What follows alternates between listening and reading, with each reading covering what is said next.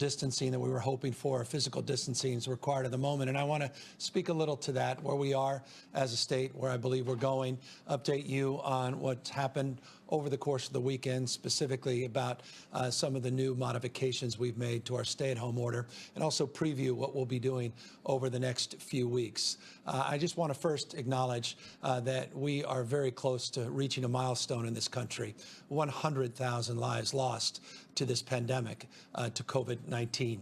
In the state of California, we're coming close to 100,000 cases, 100,000 Californians that have tested positive for COVID-19. And while we have fared a lot better than other states as it relates to the mortality, the number of deaths in the state of California as it relates to this pandemic, by no means have we been immune. We have over 3,800 human beings that have lost their lives since the beginning of this pandemic.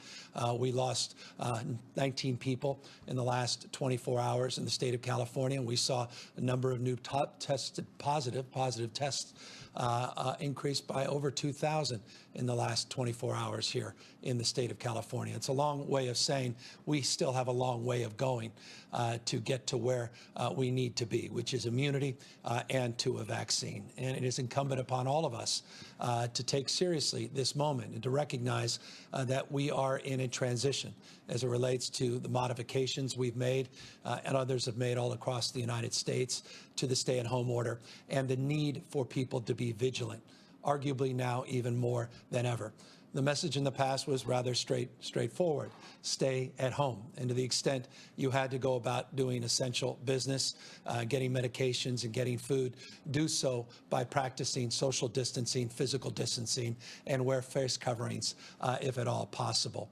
Now that we have provided the opportunity for more activities, not just again in this state, but all across the nation, we're seeing images on our television screen. We're experiencing things in our own lives that further the cause of vigilance and that require even more of each and every one of us in terms of our individual role and our individual responsibility.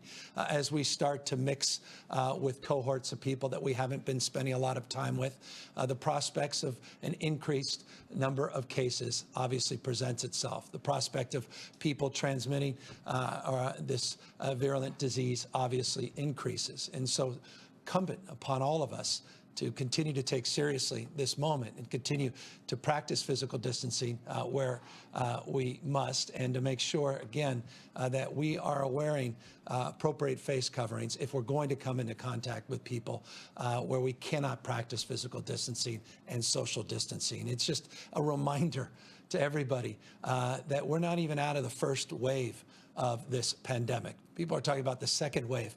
That's many, many months off. The reality is this pandemic has just begun. It hasn't ended.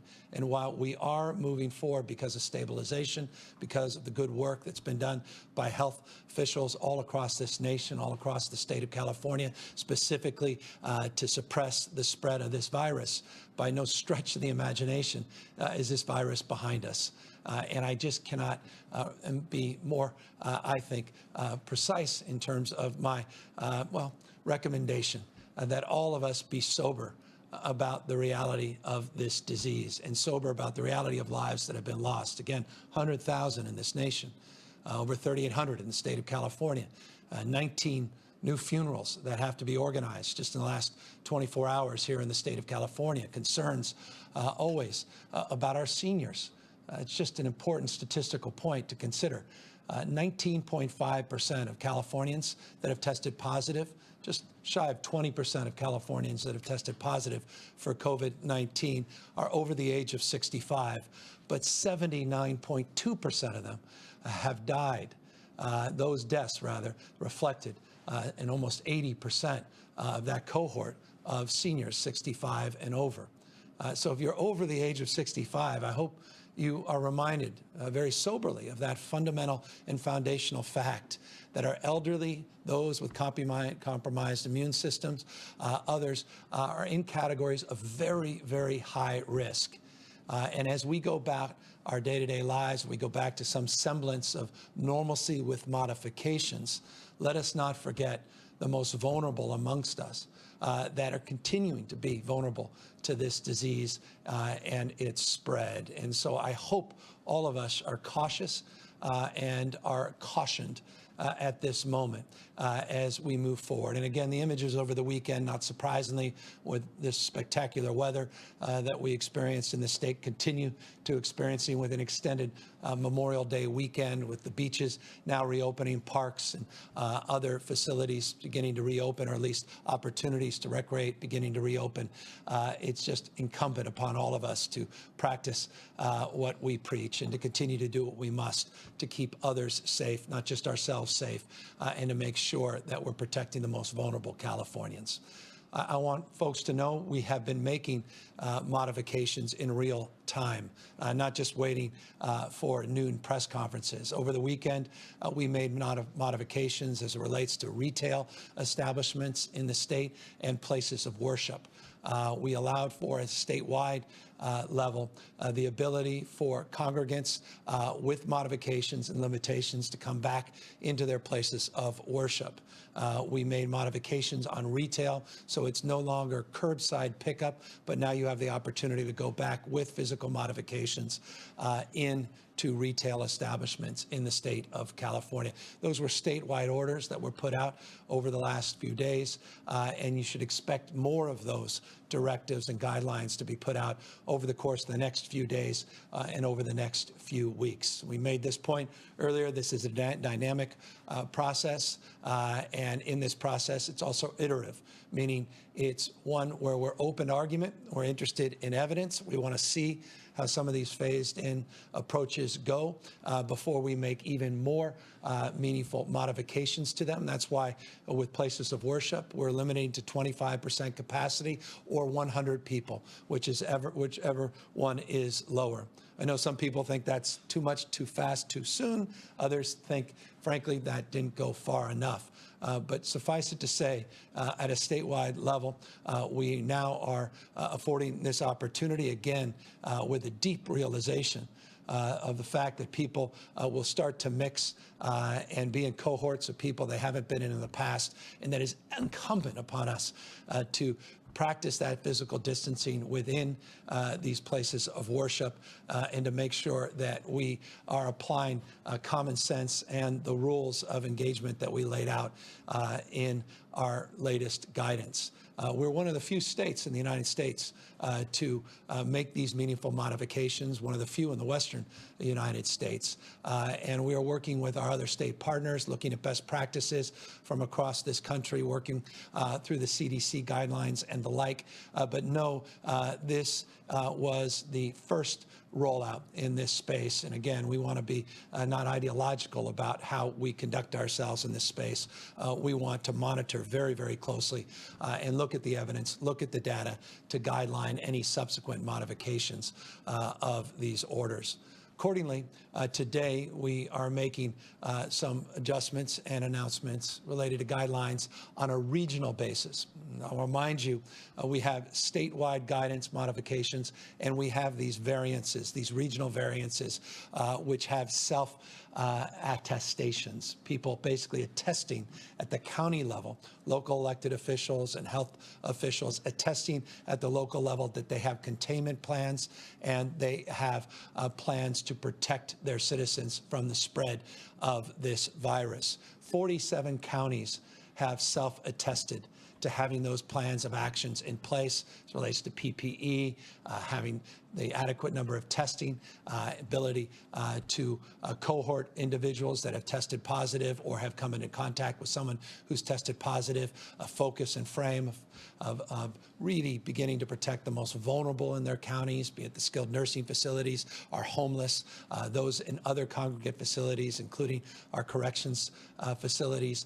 That is part of the attestation process. 47 of the 58 counties currently have self-attested to having those plans of action in place. Along those lines, they will be able to add in barbershops and hair salons to those regional variations starting today. We've put those guidelines out. We put them up on our covid19.ca.gov website, and those counties will begin to allow for those kinds of operations with meaningful modifications, with the appropriate protective gear, particularly face coverings that are so essential in that environment, sanitation requirements, and the like. So giving you a sense that we're making progress, we're moving forward, we're not looking back, but we are walking into the unknown, the untested, literally and figuratively, and we have to be guided by the data that brought us to this place in the first place, and that is guided by these principles of openness and transparency, principles where all of us are required to do a little bit more and a little bit better to make sure we're protecting the spread of this virus, particularly, again, as we meaningfully reopen the economy in the state. So from manufacturing, logistics, warehousing, retail, restaurants, all across the spectrum of our economy, we have made meaningful modifications. Working at the county level, the regional level, we've made even more modifications. We'll be putting out further guidelines tomorrow as it relates to summer camps, a little bit more specificity related to child care facilities, as it relates to schools. We are working with the film industry, television industry. We chose to engage a little bit more formally. We were hoping to put out those guidelines as early as today. We want to extend them to later in the week, perhaps into the weekend, because we're working with both industry and labor, and they want to tighten up some aspects of their guidelines. That's very encouraging, and has been a very, very, it's been a very, very positive process. And they're looking, by the way, a process not completely dissimilar to what the grocers did with the industry, which was really, I thought, a model in terms of guidelines for safely reopening. It's a way of suggesting this dynamic process of engagement across the spectrum of businesses and business sectors, and across the spectrum regionally across the state of California. Accordingly, we are advancing conversations with the legislature, in particular supporting efforts to put out guidelines for nail salons and personal care, personal services. Those are still a work in progress, but we have a very good and constructive relationship now that's been formalized with key legislative leaders in the state in that sector. Again, the issues there require, I think, a little bit more specificity, a little bit more nuance and details in terms of the guidance to satisfy our health experts and fundamentally the health guidance that is foundational in terms of our efforts. What's also foundational in terms of these efforts is doing our part to make sure we're supporting the counties, supporting cities, and supporting you and this state in terms of getting the appropriate procurement, personal protective gear, making sure that the testing regime continues to improve and increase, and making sure that we have adequate capacity from a supplies perspective beyond just personal protective equipment. That includes ventilators and alternative care sites in this state if we start to see the spread of this disease or see some increases in terms of that spread, so we can contain those spreads. And I want to just briefly update you in terms of where we are in that space as well. We have distributed over 41.2 million procedure masks just in the last 14 days in the state of California. Tens of millions of masks are coming in pursuant to a large contract that the state was afforded, and many other smaller contracts. We're really starting to turn the page in terms of having the adequate protective gear, particularly on the masks. I've said this before, I'll say it again. The masks are foundational in terms of not only protecting those in the healthcare delivery system, but also to begin to reopen our economy, to get them to the grocers, to get them to our farm workers, to get them to our child care facilities, to get them into sectors so that we can reopen our economy more effectively and more safely. But real progress has been made in that space, and that allows us to make more progress in terms of these statewide modifications to the stay-at-home order. Accordingly, testing has really taken off. We made firm commitments about testing goals, and we've been able to keep to those goals. Over the weekend, we tested 67,000 people. The next day, 61,000 people. Yesterday, we tested a little over 50,000 people. So you can see from 2,000 tests a day 6-8 weeks ago, now well north of 50,000 tests each and every day. The good news is the positivity rate. That's the number of people tested to the number of people that tested positive holds strong. We're still seeing an increase in total number of people that are testing positive, but again, a huge increase in the overall number of tests, peaking at 67,000 just a few days ago. The positivity rate over a 7 and 14-day period have held very strong. Over a 7-day period at 4.2%, over a 14-day period at 4.1% positivity rates. We want to see those rates in that area of stabilization, that band of stabilization. Ultimately, we want to see them go down, but we are holding steady in that positivity rate, and that's encouraging news as well. Hospitalizations and ICUs, those are the numbers, again, we talk often about. Over a day-to-day period, they went up slightly over the last 24 hours, but hospitalizations continue to remain strongly steady, meaning they're holding, in fact, slightly declining, 14-day average down about 6.7%. But again, stabilization over the course of many, many weeks, well beyond that 14-day period. ICU numbers, stubborn but stable, basically flat over an extended period of time.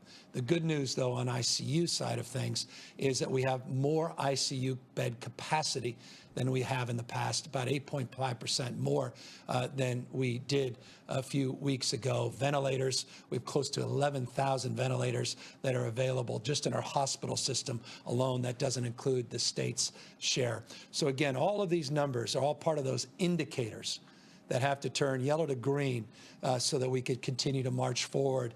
And indeed, they are turning yellow to green, and we are marching forward as it relates to these modifications to the stay-at-home order. More and more responsibility, more and more accountability now being placed on the counties and their health directors. I want to just thank the county health directors for their extraordinary job in helping advise us, counsel us, and work with us through this process. To local elected officials, some that wanted to move a little bit more aggressively, I want to thank them as well for the seriousness of purpose to which they have engaged. A few exceptions, folks that just want to move on and turn their back to the state, but it's, again, an exception. And I imagine exceptions often become the highlight, but I really want to make this point. That's a very small number of people, communities, businesses that are turning their back to our health officials. The vast majority have been incredibly cooperative, and I just want to acknowledge that and thank each and every one of them, including, by the way, the mayor of Fresno. And forgive me, Mayor Brown, I just wanted to recognize your particular leadership. He highlighted this morning, the mayor did, a concern around cooling centers in this state. Had he not engaged directly, we would not have been able to move forward with some guidance that allows for cooling centers to be open with, again, the appropriate modifications.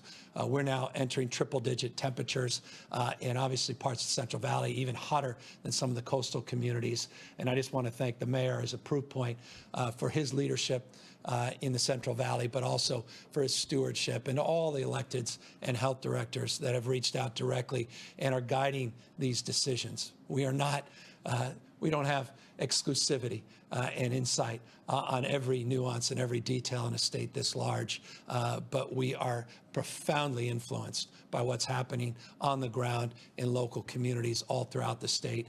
And again, want to just thank all the local leaders for their outstanding job. And again, want to make the point that we need them more than ever as we move forward into this next iteration, now into phase 3 and the counties will have even larger responsibility, health directors, an even larger responsibility to make sure we're moving through phase 3 in a safe and responsible manner. We'll support those efforts, but at the end of the day, I've said it before, localism is determinative. The application of these rules and guidelines will be made real and realized at the local level. And so that's the thrust as we move into phase 3 of where this state is going: more accountability, more responsibility, more flexibility at the local and regional level, and recognizing, again, that one size does not fit all, and they can pace accordingly. And I'll just end on that and open up for questions by making this point. Some parts of this state will not be able to pace as quickly into phase 3, and we continue to be responsive to those concerns and the needs of those local communities to slow down the pace of reopening. And we respect that and certainly will honor that. Others are willing to move a little bit more quickly, and we respect and honor that as well. Again, 47 counties with those attestations that are proof of that recognition as well. So moving broadly in a direction that I believe is hopeful and promising, at the same time sobering in terms of the responsibility that this places on each and every one of us to, again, practice the social distancing and the physical distancing that's required of all of us to protect the most vulnerable in this state, and it will allow us to move more quickly into this deeper phase 3. Again, phase 4 is about concerts. It's about large festivals.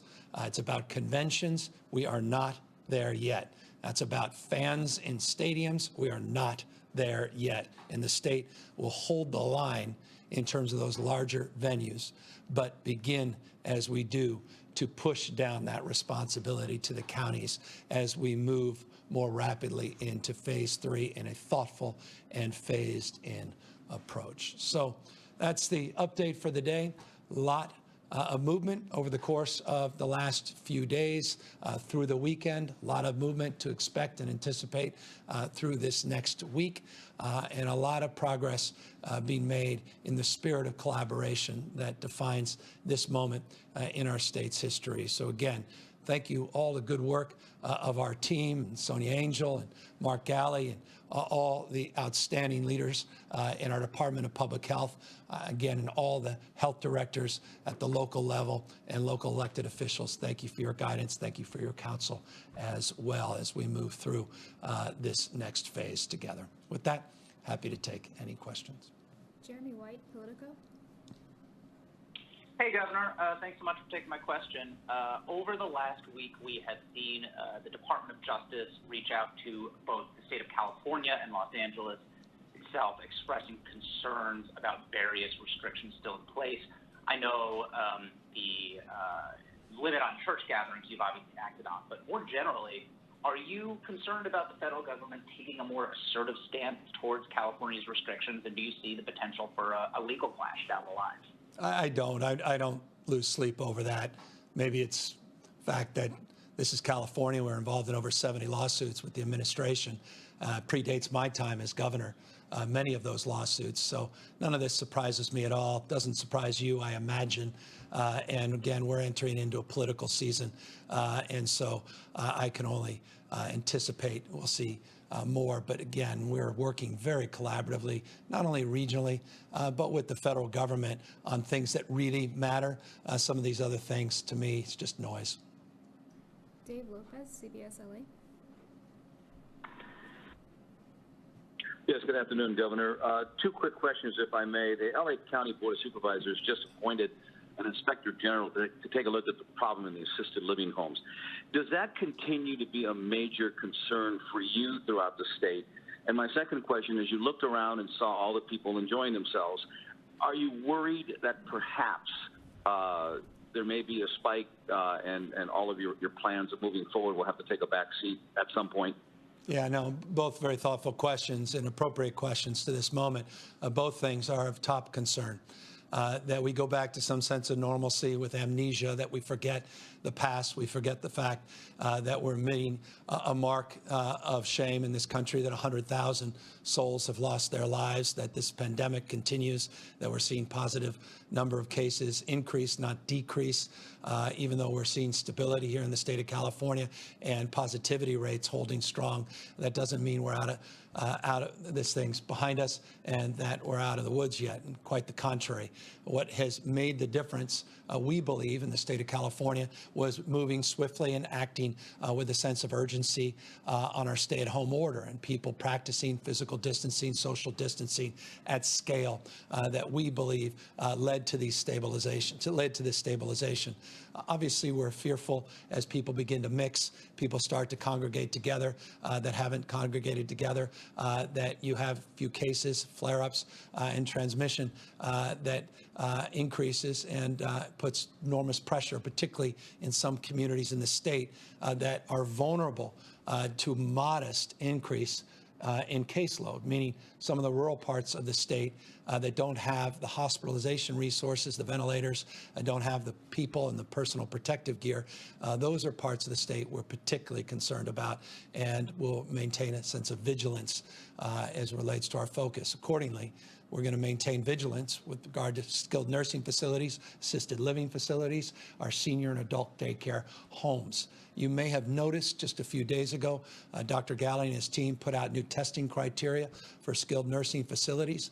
We have on ad nauseum occasions updated you and others as it relates to our work in skilled nursing facilities and other licensed facilities for seniors across this state. It's been the point of spear of focus of this administration going back to the beginning of the pandemic and continues to be a point of real concern as we move forward. I made the point to make a point about our seniors, 65 and over, 79.2%. Again, those deaths are reflected in that age cohort. And the vulnerability, particularly in these congregate facilities and assisted living facilities, skilled nursing facilities, is self-evident, particularly in Los Angeles. And I appreciate the frame of your question and where it emanates. Out of Los Angeles, in particular, we are seeing roughly, and the numbers changed in the last few days, roughly 55, 56% of the deaths in the state come out of that county, and roughly 2/3 of those deaths coming out of this sector. In the skilled nursing assisted living sector. That's why it's completely appropriate, the announcement that was made there, and I deeply respect and admire the work that's being done there with the county and the city leadership to really target and focus the efforts to keep our seniors safe, particularly in these congregate settings. Top agenda item, not just here in this state, but across this country. Alexi Kosef, SF Chronicle. Hi, Governor. Could you talk a little bit more about what safety precautions you're expecting to see in barbershops and hair salons that are going to be reopening, and whether there's a timeline or a certain date when they're going to reopen more broadly in those remaining counties that have not been given a variance from the state order? Well, there's many counties that have the ability to get variances that haven't submitted them, or the fact is we're in the process of working with those counties, providing technical assistance. So there are many more counties that can move forward with attestations that haven't yet for different reasons. Again, we continue to work with those counties to work through those issues or encourage those counties to the extent they wish to submit those plans to the state of California. So that's number one. Number two, as it relates to the regional variants that we're putting out today, it is up on our website, covid19.ca.gov, covid19.ca.gov. You have the opportunity to look through the details of the guidelines as it relates to what we hope and expect to see in barbershops and hair salons. By the way, I didn't see any of that in the work that was done by my barber just a few days ago. It was actually a collection of barbers, a 6-year-old, an 8-year-old, and a 10-year-old barber that were not practicing physical distancing, that were not considering the deep sanitation requirements, wearing face coverings, nor was their subject. And I say subject because they had at me. It was a family effort to remove what was described by my wife as, forgive me, a mullet. So that is not what we're looking to in terms of guidance. Our family will have to read these guidelines as well and make sure we modify our family behavior accordingly. But know that we worked with the industry and we think these guidelines are appropriate to the task. And I'll keep you abreast on whether or not they're met in my house. Kathleen Renane, AP. Hi, Governor. You just talked about this a little bit, but I'm hoping you can drill down a little bit more. So it was just last week that you made it possible for more and more counties to open broadly. Memorial Day weekend was the first time we really saw widespread reopening across the state, and now you're loosening restrictions even further. Are we giving ourselves enough time to evaluate the impact every time we loosen one restriction before we move on to the next? And why are you confident that we're ready to loosen even more? We're confident for all the reasons I just announced. The fact that our testing has substantially increased, and over the weekend we were actually hitting one of our long-term goals of getting over 60,000 tests a day. The fact is we remain to see positivity rates stable over a consistent period of time. I specifically gave you, and I appreciate you referencing a week ago, this 7-day positivity tests, which are important.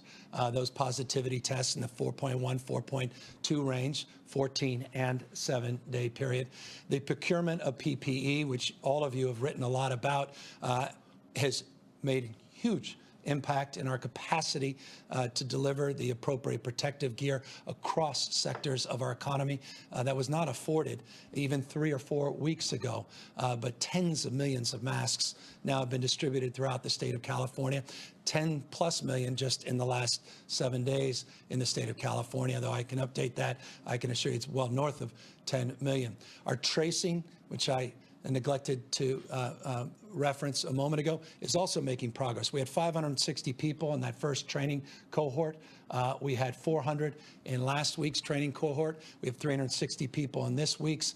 We now have the ability through a directive through our human resource agency for 5% of the workforce in the state of California to supplement and begin getting trained for our tracing purposes. We've got existing army of about 3,000 tracers that are already working throughout the state of California. Again, all these things stack up as a way of answering your question. It's not a soundbite.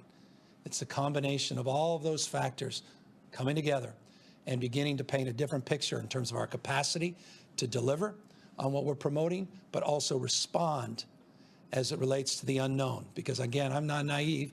We are entering in to the unknown, the untested, and we're going on a journey together. And that's why one has to be guided by the principle of openness and transparency as it relates to what's happening on the ground in counties and cities all across the state of California. And if we start to see some numbers that are out of the spectrum of what we anticipated, and remember, we anticipate an increase in the number of cases. As you have more mixing, you have more opening of the economy, that's inevitable. But that's not in and of itself an alarm bell. It's the positivity rate. It's our capacity to hospitalize, protect, and make sure that we are preserving our framework of public health frame as we move into that next phase that is foundational. So again, I'm guided by what our health officials and professionals are telling me is appropriate, and that's why respectfully you're hearing critique in some sectors that we haven't moved fast enough, or that the modifications are restrictive, which I recognize in each of these sectors there are modifications that have to be met as well, and we hope to loosen those up as we move forward. But we believe with the modifications that we have the time to test the theory of our case and to make adjustments if indeed we need to dial them back or loosen them more into the future. Nicholson, Fox 11. Thank you, Governor. Let's talk for a moment about the 11 counties that haven't hit that attestation. In LA County, some of the leaders have suggested that there are part of the counties that are doing much better than other part of the counties, like you referenced the nursing home problem. Would you be open to certain areas in individual counties being able to move forward, even if other areas aren't? And a second question, if you will, the entertainment industry, I'm curious, what's the holdup in terms of releasing those guidelines? If you tell us a little bit more about the back and forth going on there. Yeah, the holdup is actually a very positive development. The industry and labor asked for a little bit more time as they work through some issues. We thought that was a very healthy thing, and I was very encouraged by that. They were inspired by some of the framework that was advanced, as I referenced a moment ago, by grocers in that industry, where they worked together across differences that predated this pandemic and focused on a future and a faith that they share. So we're very encouraged by that. Also, full disclosure, it has a national implication as well. It's not just the state of California. We're working with other states and their partnerships to see if we can be guided in a spirit of collaboration and a process where we can go together. As it relates to LA County, the answer is affirmative. Yes. We've been working with LA County officials, tremendous partnership with their leaders, and we have had those conversations specifically about the county of LA in particular, its size and scope, its budget. It's as large as many, many states in our union. We look forward to working with them more substantively and specifically about areas that they would recommend. Again, their health director talking to our health director, and obviously you may know this, it may not be obvious to others, but our current Health and Human Service Director comes from LA County, deep roots there, and has deep recognition of that request in the context of the geographic disparities and the spread of this virus being disparate among different regions within that county. Nicole Nixon, Capital Public Radio. Hi, Governor. You told us about a month ago that the state got 90,000 test swabs from the federal government and then 250,000 the next week and more after that. Are we still receiving test materials and other resources, PPE, from the federal government? What are those and how often are they coming in? Yeah, I can provide you that list in terms of the details. You saw from the numbers 67,000 tests, 61,000 tests, over 50,000 tests. That's the last 3 days. We are moving forward, which suggests with the testing that we have the supplies, the reagents, the swabs, the viral media for transporting these tests. Again, these are just the PCR tests. I know some other states completed PCR tests and antibody tests. This is just the PCR frame. So we're getting some supplies from the federal government. Those were relatively modest. The specific 90 and the 250,000 compared to the totality of what we are procuring individually ourselves and what many of the labs and hospitals are procuring themselves in addition to the state. So look, we're getting more supplies, but we're not waiting around for the federal government to resolve or solve many of these issues, and that includes on the PPE. Vast majority of the procurement on PPE, as you know, we've done directly as a state in partnership with FEMA, which is definition the federal government. And I just want to reinforce that. FEMA has been an incredible partner, maintains itself in terms of their status, from my humble perspective, of excellence across the spectrum, not just our regional director, but the entire team at FEMA. That's a strong partnership with the federal government, with the administration. And so I think one has to expand the definition of support and consider that that foundational support as it relates to many of the programs we've announced in the state, and so much of our procurement is done in council and in partnership with those federal agencies, substantively led by FEMA. Final question, Ashley Zavala, Cron 4. Ooh, look. Hi, Governor. Just seeing if you saw the president's tweet today about mail-in ballots and hoping that you stop it because it could be substantially fraudulent. Well, there's no evidence of that, respectfully. Quite the contrary. There's been many, many studies, 3 well-reviewed studies, one from Loyola Law School and one from Washington Post, another from the George W. Bush administration through the Department of Justice. Just in terms of those 3 studies, I think it's important for people to understand the magnitude of those analyses. The Loyola Law School analysis run by Justin Levitt looked at 2000 to 2014, looked at 1 billion ballots that were submitted. Couldn't even find 100 that were quote unquote fraudulent. In fact, only found 31 out of 1 billion ballots that were cast. George W.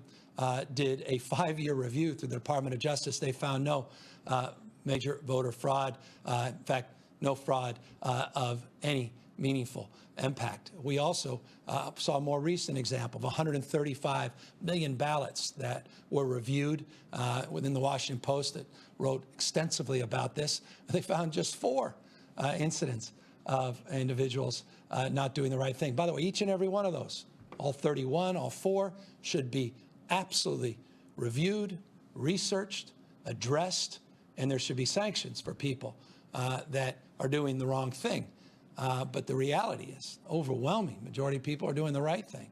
In Utah, hardly a bastion of progressive politics, has been doing mail-only ballots for a number of years. Colorado, as well as Oregon and Washington and other states for years and years. The state of California has been doing it for decades. Many other states across this country have been using absentee ballots. People, for servicemen and women overseas, using absentee ballots in a secure, safe, and honorable manner. It doesn't skew Democrat, doesn't skew Republican. We're just focusing on public health. And we want to make sure, again, in the spirit, I appreciate this being the last question because it connects to the opening statement. I want to make sure that people recognize we are not even through phase 1 of this pandemic. And the reality is, when we come in to the next flu season, potentially the next COVID-19 season, it's around election time. And the last thing we want to do is deny you your fundamental right, hard-fought right. Just had Memorial Day weekend. People literally living and dying to protect your freedom to vote. That's what a democracy, foundation of a democracy is built on. Freedom and the right to vote. People literally giving their lives to that cause, to defend your freedom to vote. I don't want to deny you that right because of public health. And that's what this option, it's not mail only, it's option, and the ability to have an architecture of in-person voting options does in the state of California. I think it's a noble cause. I think it's an appropriate cause, and I don't think it's political in any way, shape, or form. And I say that in the core of my being. I don't just say that as a Democratic governor of a large blue state. I say that as an American citizen. I say that as someone who believes deeply in democracy and believes in the cause of encouraging people to exercise their right, their privilege, their freedom to vote for or against, pro, con, whatever one chooses to do, but to do it in a safe manner. And we'll do it in a responsible manner and to provide those points of access. And again, I don't know the benefits of politicizing this because I don't think it deserves to be politicized. This is a health issue, and it's an issue on the basis of principle that we advanced it here in the state of California, and I hope and encourage others to consider the same. And I hope we can temper our comments on the other side, though I recognize we're in a political season. Well, let me thank you, all of you, for allowing us to get a season of sorts, a new season here in the state of California, moving into phase 3. Allowing us that privilege and opportunity is because of the work of 40 million Californians. Let me thank each and every one of you. Those that have exercised their voice of frustration, those that have exercised your voice of concern and consternation. Let me just express deep appreciation to every single one of you for meeting this moment, for doing what you needed to do to allow us to build our capacity, to build a system of support that if and when, and we are now in that process of moving into phase 3, when we reopen this economy, that we are prepared for the unknown and do so again with a deep realization of our responsibility, collective responsibility to one another, to continue to suppress the spread of this disease until we get those immunizations, until we get immunity. And until then, we have to live with this reality, but we are doing so together in remarkable ways, and I could not be more proud as a Californian to be your governor at this time, and more proud of each and every one of you for doing what you have done to allow California to get to this point in just 8 or 9 weeks, and to begin that process of reinvigorating the California economy so we come back more resilient, more capable, more stronger than ever. And that, mark my words, will happen as long as we continue to take seriously our responsibility and make sure we take seriously the issues that brought us to this moment in the first place, and that is COVID-19 and the insidiousness of this virulent disease that has to be tamed and defeated, and we'll do it together. Thank you all very, very much.